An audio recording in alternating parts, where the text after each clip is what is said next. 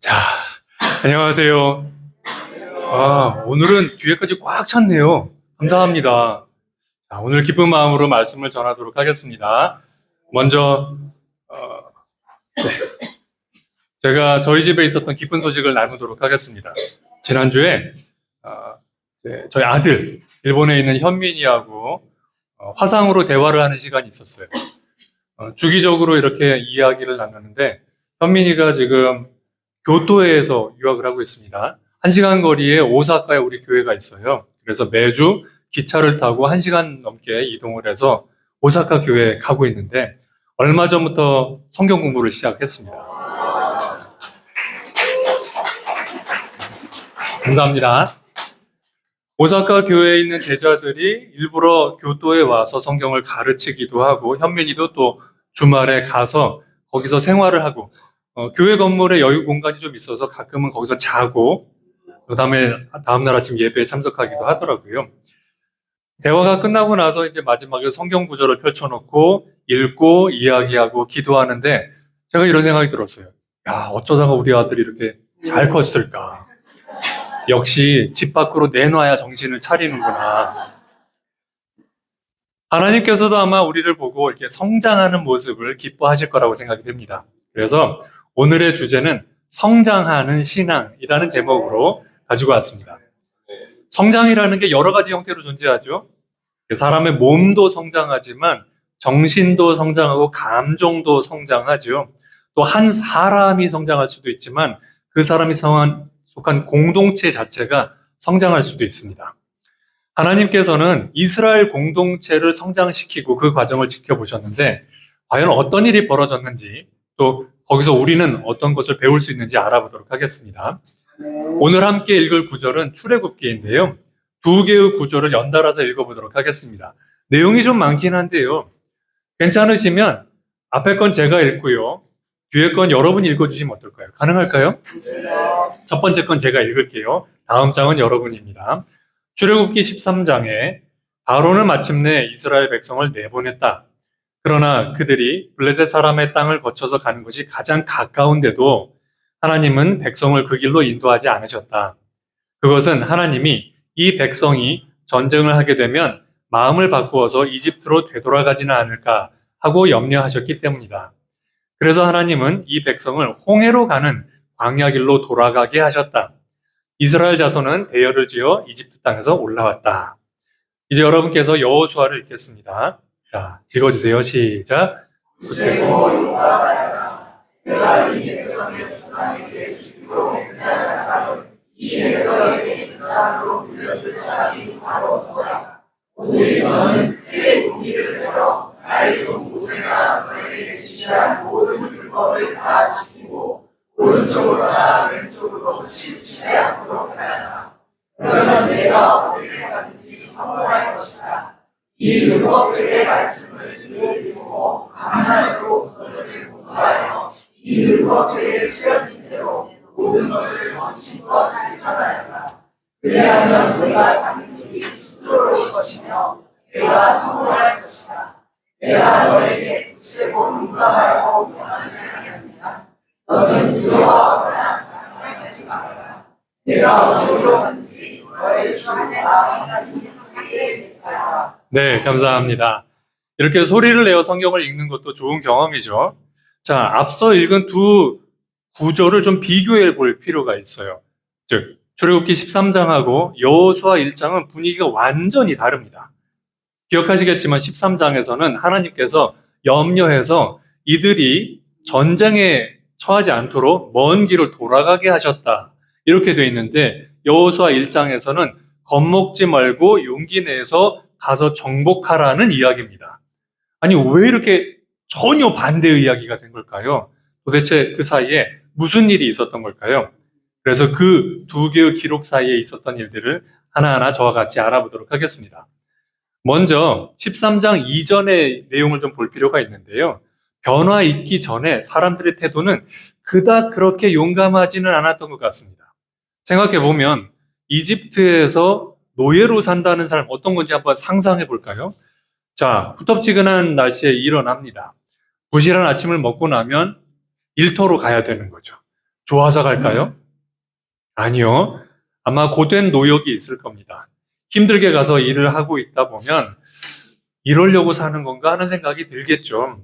근데 이게 한 해, 두 해가 아니고 한 세대, 두 세대가 아니고 한 400년 걸쳐서 일어난다면 어떻게 될까요?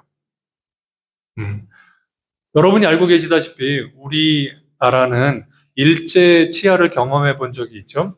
불과 30여 년만 지나도 사람들이 무슨 말 하냐면 옛날 어르신들, 그래서 한국 사람은 안 돼. 이런 얘기 들어보셨어요?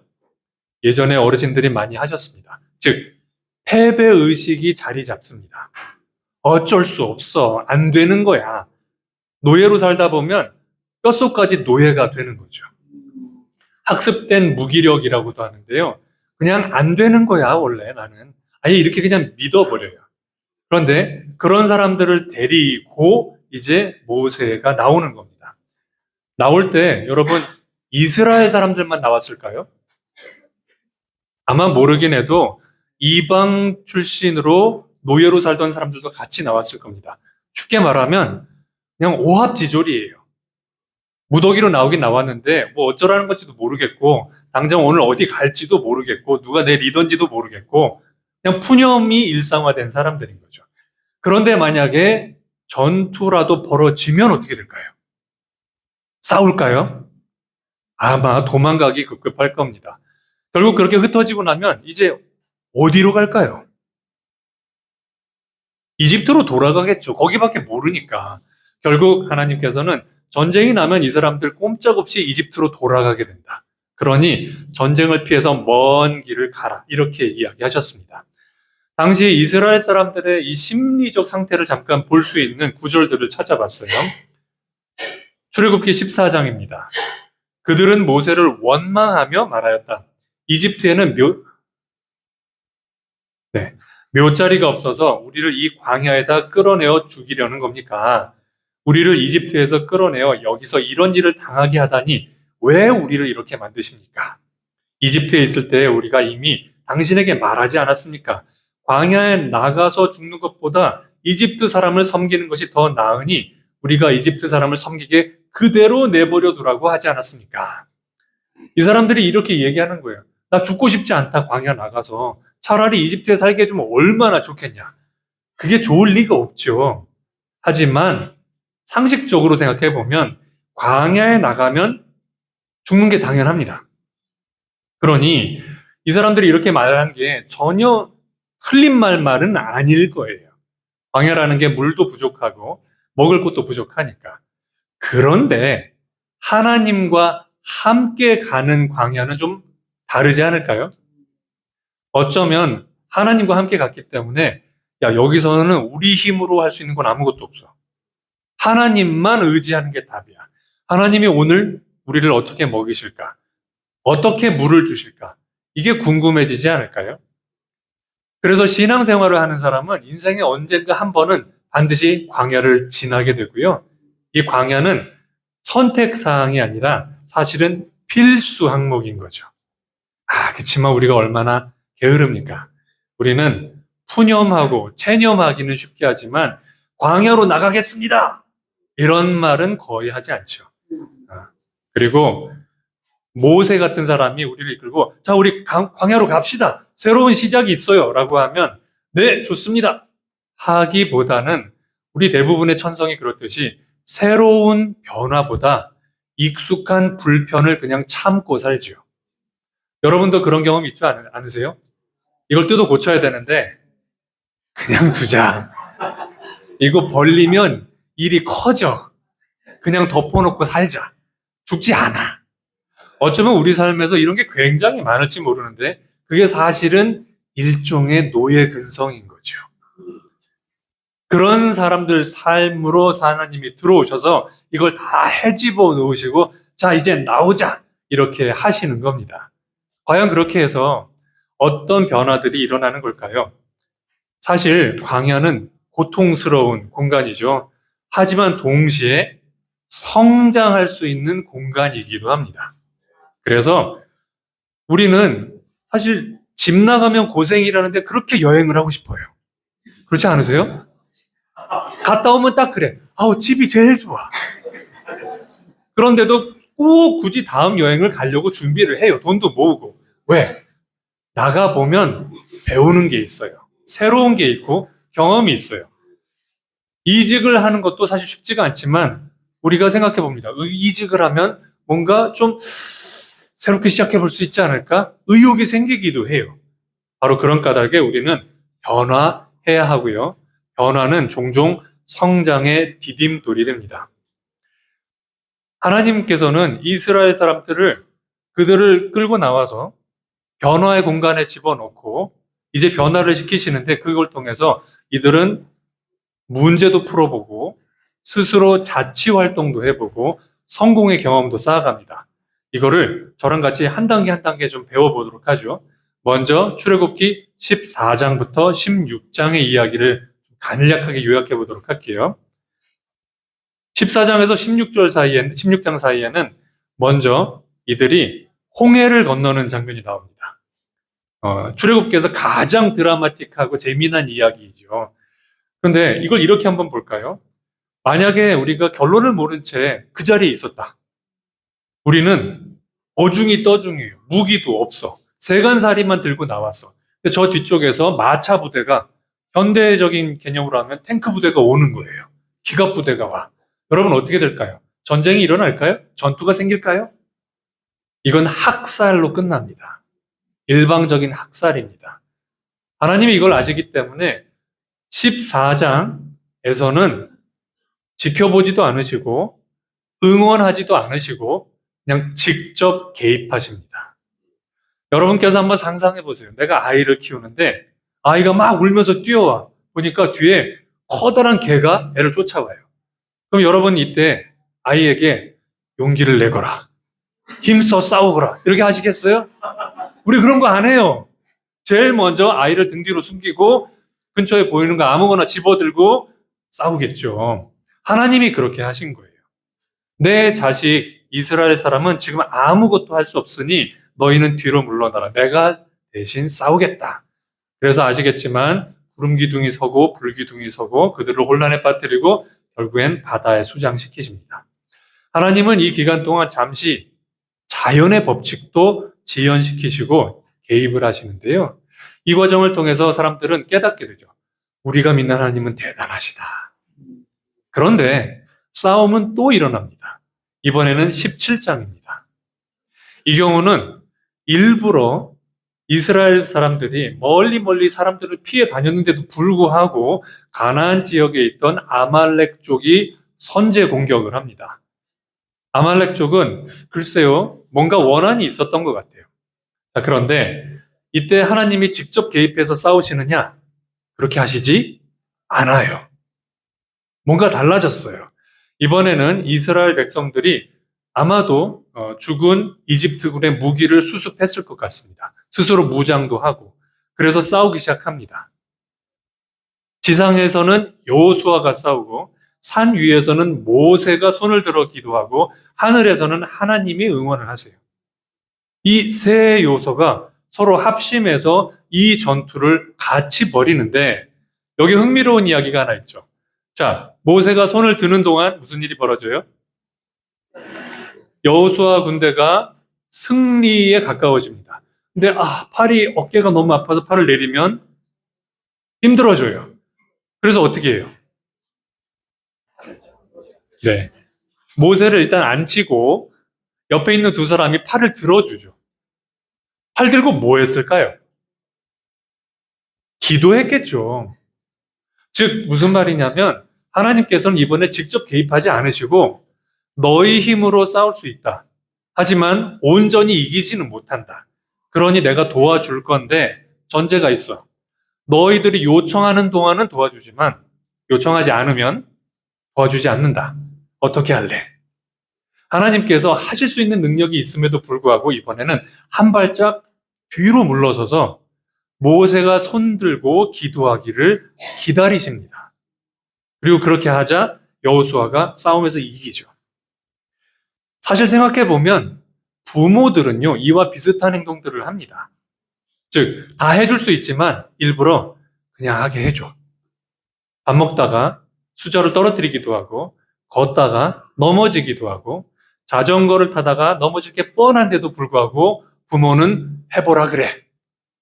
왜? 왜 그렇게 하죠? 그렇죠. 시도해보고 실패해야 배우는 것들이 있습니다. 그래서 하나님께서는 우리가 흔히 베이비시팅이라 그러죠. 애기 보듯이 모든 걸 다 해주지 않으시고, 자, 여기서부터 너희가 할 수 있어.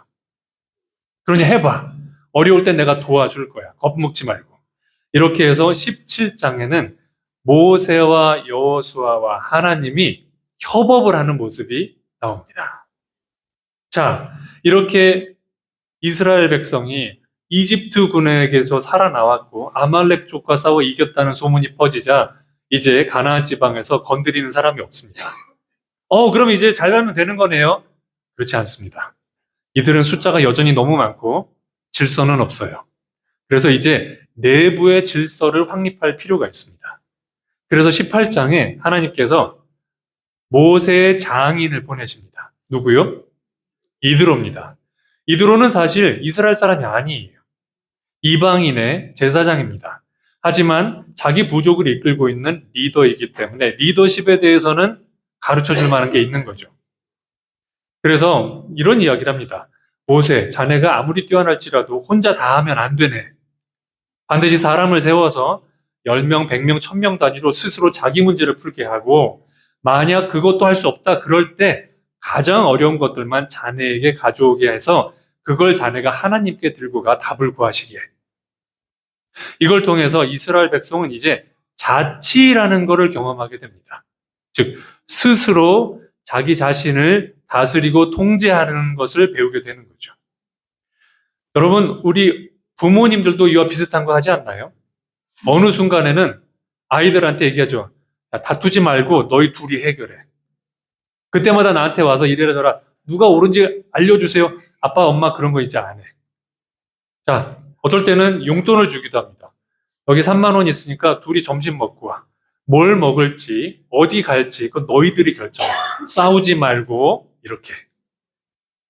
이번에도 하나님은 또 한 발짝 뒤로 물러서셔서 사람들로 하여금 모세만 쳐다보지 말고 너희 스스로 문제를 풀어봐라. 너희들에게 그런 능력이 있어. 그 안에 잠재된 인재들이 있어. 라고 이야기를 하신 거예요.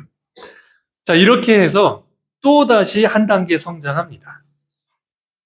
이제 19장에 흥미로운 이야기가 나오는데 우리가 알고 있는 그 10계명이 나오기 직전입니다.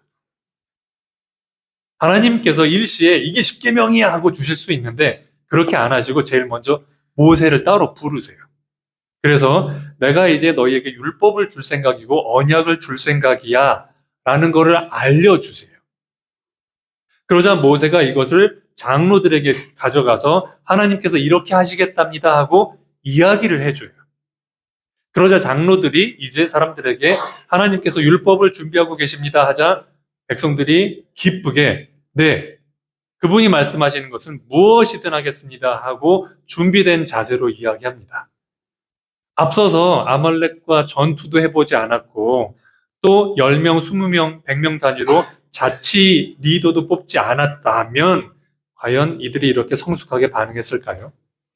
그렇게 안 했을 겁니다. 그리고 여기서도 또 하나님의 섬세함이 드러납니다. 아이를 키우다 보면 아이가 이제 10대에 들어서거든요. 그러면 자기 생각이 많아져요. 가끔은 저 머리로 이거밖에 이런 생각이 들어요. 하지만 말하지 않고 그래 너의 의견을 들어보자 하고 한 번씩 더 물어봅니다. 가끔은 그런 관점도 있었네 하고 부모가 배울 수도 있지요. 마찬가지로 하나님께서도 이번에 아무리 생각해도 10계명은 완벽하고 최고의 선물이지만 이걸 얘네들이 받을 수 있을까? 먼저 모세에게 물어보십니다. 그리고 부모님들이 그러시듯이 이제 성장한 자녀를 동급의 파트너로 보고 의견을 구하세요. 언약이라는 게 뭡니까? 일종의 계약이고 약속인 거죠. 여러분, 약속을 만들 때는요, 일방적으로 하나요? 쌍방향으로 하나요? 쌍방향이죠. 즉, 이제는 하나님께서 이 언약을 맺으면 너희가 나에게 의지하고 도움을 청하듯이 나 또한 너에게 책임을 물을 것이다. 라고 얘기하시는 거예요. 그 전까지는 내가 너희를 일방적으로 도왔다면 이제부터는 너희가 합당한 역할을 해야만 이 관계는 유지된다. 자, 준비가 됐니? 이렇게 얘기하시는 거죠. 그래서 하나님께서 이제 십계명을 주실 건데 다음 구절을 보시면 이때 하나님이 얼마나 섬세한 분인지 알 수 있습니다.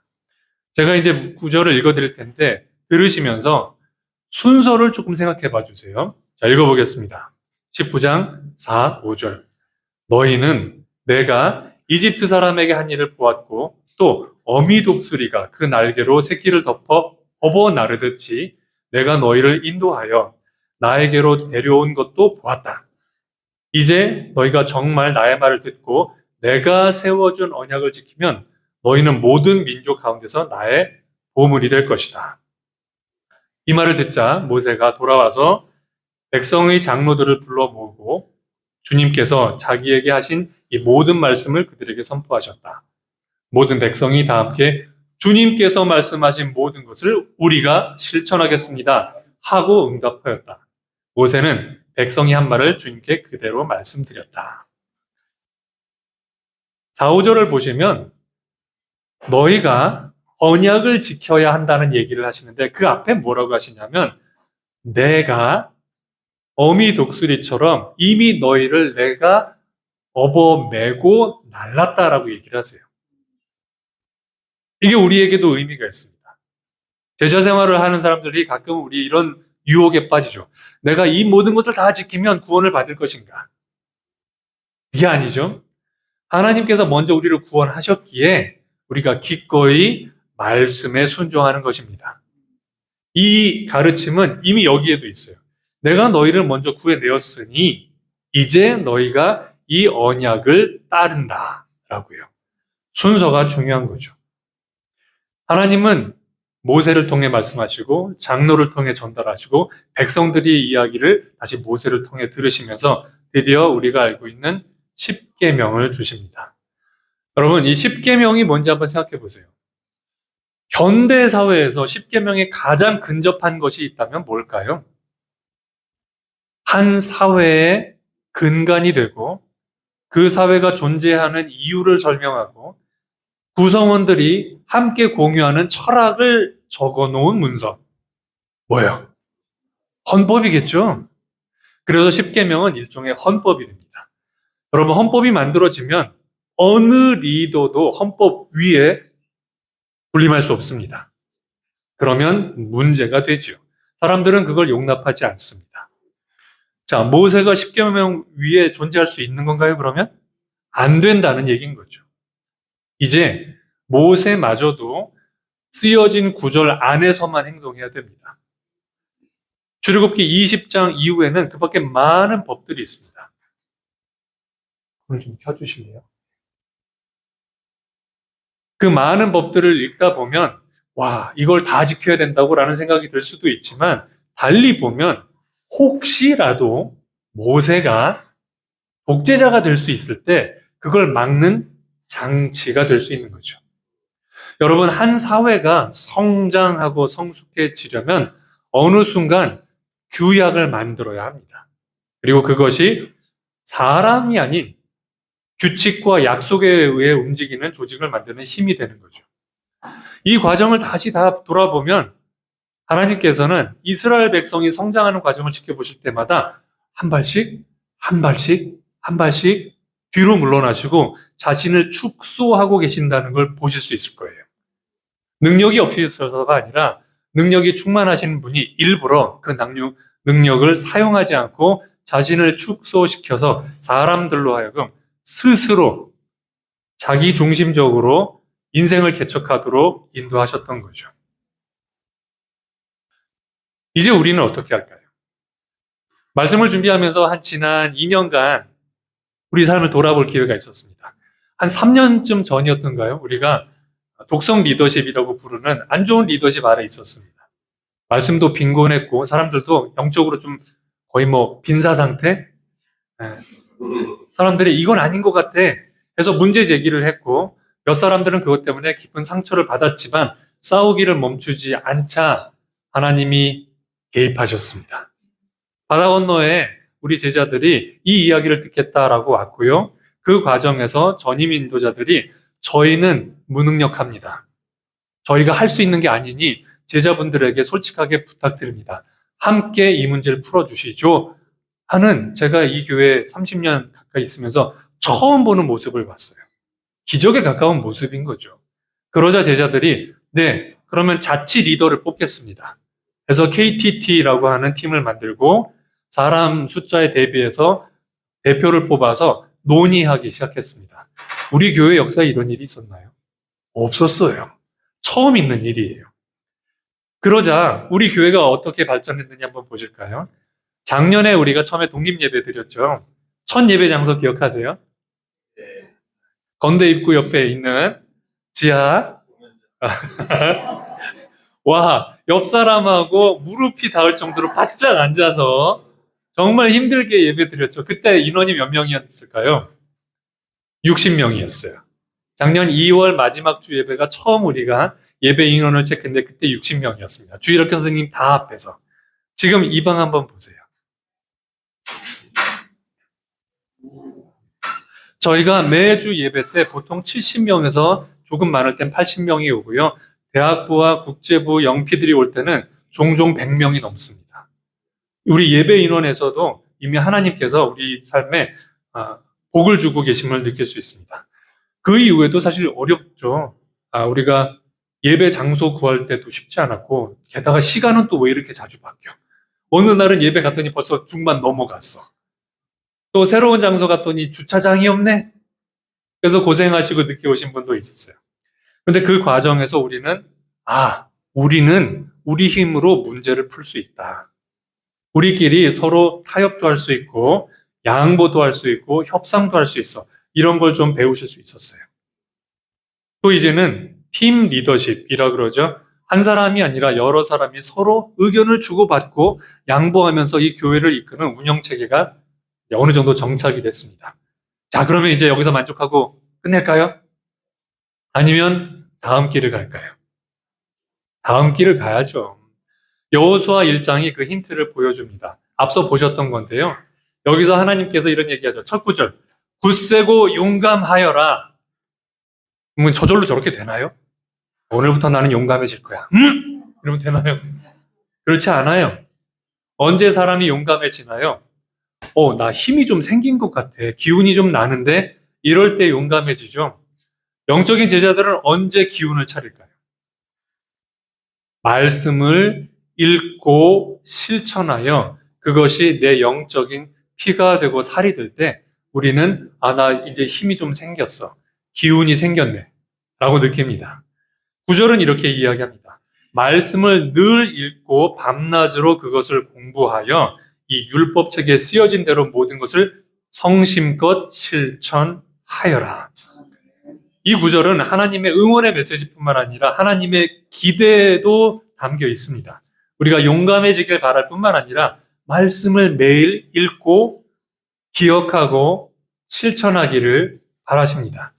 비로소 그때 우리는 성장할 수 있고 성숙해질 수 있기 때문입니다. 여러분, 하루에 몇 끼나 드시나요? 식욕이 없어도 아마 한 끼는 드실걸요? 매일 밥 챙겨 먹듯이 성경을 읽는다면, 묵상한다면 여러분, 영적으로 우리가 힘이 생기고 기운이 나는 게 당연하지 않을까요? 우리가 영적으로 왜 이렇게 힘들고 빈약해졌나 생각해 보면 거의 대부분 예외가 없어요. 말씀 읽는 게 부실하면 힘이 없어요. 그죠? 그래서 혼자 계실 때 말씀을 읽고 함께 있을 때 말씀을 나누시기를 권해드립니다. 말씀이 풍성해지면 누가 얘기하지 않아도 이렇게 사람들이 반응하기 시작해요. 저 이거 해도 될까요? 저 이렇게 봉사하고 싶은데 괜찮나요? 이렇게 변합니다. 실제로 지난 예배 끝나고 나서 한 제자가 아침 큐티에 동참하기 시작했어요. 말씀을 듣고 그때 말씀을 때로는 의심하고 질문하면서 공부해야 돼. 또 어떻게 하지? 나 거기 들어가 보고 싶어. 그래서 지금 한 제자가 들어왔습니다. 그 밖에도 우리 자치 활동이 많죠. 등산하는 모임이 있기도 하고 또 우리 구제팀이 조만간에 또 음식 만드신다는 이야기를 듣고 제가 큽니다. 구제받고 싶습니다. 그 음식으로. 맛있는 음식, 제가 그걸 알기 때문에. 이 밖에도 우리 안에서 크고 작은 일들이 조금씩 벌어지고 있습니다. 여러분 혹시 남들 다 이렇게 뭔가 깨어난 것 같고 잘하는 것 같은데 나는 왜 이러지? 괜찮아요. 지금은 그냥 밥 많이 드시면 돼요. 성경 말씀 열심히 드시다 보면 기운이 날 거고 그때쯤 되면 나 이거 해보고 싶은데 라는 생각이 들 때 얘기하셔도 전혀 늦지 않습니다. 하나님의 교회 안에는 할 일이 많습니다. 여러분께서 충분히 활동하실 기회가 있을 테니 걱정하지 마시고 여기 나온 말씀대로 굳세고 용감하여라 힘을 내시고 말씀이 있기를 멈추지 않고 끊임없이 묵상하시다 보면 우리 모두 다음 단계로 새로운 세계로 갈 것을 믿고 기대해 봅니다. 여러분 함께 그 길을 가시길 바라고 오늘 말씀을 마치겠습니다.